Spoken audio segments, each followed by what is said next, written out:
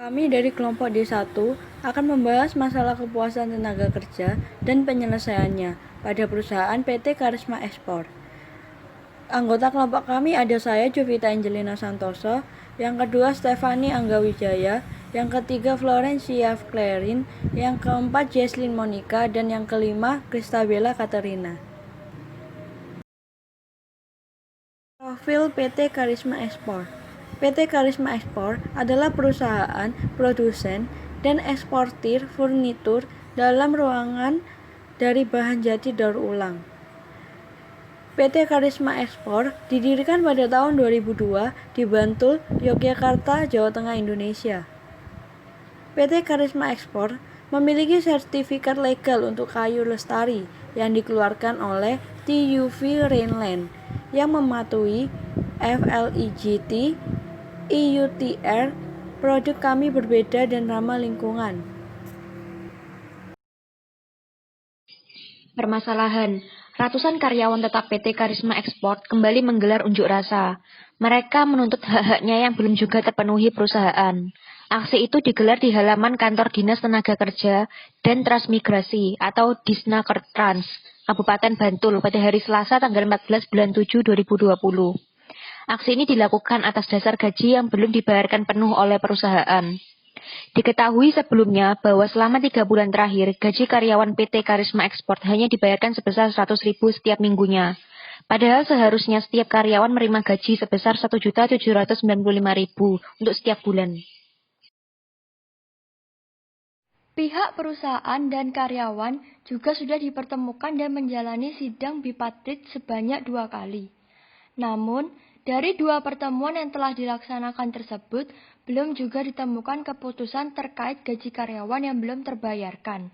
Sementara itu, Komisaris PT Karisma Ekspor Prisma Wardana Sasmita mengatakan pihaknya masih terus mencari titik temu untuk menyelesaikan persoalan pekerja tersebut. Pihaknya mengaku juga merasakan dampak yang luar biasa akibat adanya pandemi COVID-19 ini. Penyelesaian dari masalah ini adalah perusahaan akan tetap bertanggung jawab untuk menyelesaikan semua persoalan dengan karyawan tersebut. Namun di sisi lain, pihaknya juga meminta pengertian karyawan untuk tetap bersabar dan bekerja sesuai kewajiban yang ada. Setelah adanya beberapa kesepakatan, ada satu kesepakatan yang telah disetujui oleh kedua belah pihak, yaitu gaji yang akan dibayarkan oleh pihak perusahaan dalam durasi waktu 2,5 bulan dengan komposisi pembayaran 40%, 50%, dan 10%. Selain itu, tunjangan hari raya atau THR akan dibayarkan sebanyak 2 kali. Pembayaran itu dilakukan dengan komposisi 50%, yaitu 50% pada 30 Oktober dan 30 Desember. Kesepakatan itu dicatatkan pada Pengadilan Hubungan Industrial, dan jika ingkar janji, maka Pengadilan Negeri Bagian Industrial akan langsung melakukan eksekusi dan pihak perusahaan dikenakan hukum perdata. Pada permasalahan di atas, kami dari kelompok 1 ingin mengaitkannya dengan learning objective nomor 2, yaitu menjelaskan arti dan pentingnya kontrak psikologis dan kesesuaian pekerja dengan kerjaannya di tempat kerjanya. Yang pertama, pengertian. Kontrak psikologis dalam suatu organisasi adalah hal yang penting untuk menghasilkan komitmen yang baik antara pegawai dan perusahaan. Kunci dari kontrak psikologis adalah mutualitas di antara individu dengan individu maupun individu dengan organisasi. Yang kedua, pentingnya kontrak psikologis itu sangat penting karena para pekerja pasti akan ada harapan untuk bisa mendapatkan imbalan yang sesuai dengan kontribusinya. Kalau hal tersebut tidak terwujud, para pekerja pasti akan merasa tidak cocok dengan pekerjaan tersebut. Dampaknya seperti masalah yang ada di atas. Para pekerja akan unjuk rasa karena mereka tidak mendapatkan hak mereka, sedangkan mereka sudah melakukan kontribusinya atau kewajibannya.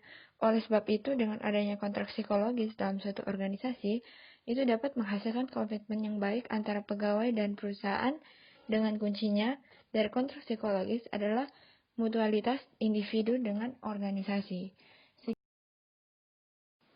Pada permasalahan di atas, kami dari kelompok 1 mengaitkannya dengan learning objective yang nomor 4 yaitu model dan konsep motivasi karyawan. Berdasarkan kasus PT Karisma Export, model dan konsep karyawan yang diterapkan adalah classical theory of motivation, yaitu teori yang menyatakan bahwa pekerja dimotivasi oleh uang. Sehingga jika terjadi masalah pada gaji karyawan yang disebabkan oleh pihak perusahaan, maka karyawan tersebut tidak akan mau bekerja dan melakukan aksi unjuk rasa pada perusahaan tersebut. Sekian dari hasil diskusi kelompok kami. Terima kasih.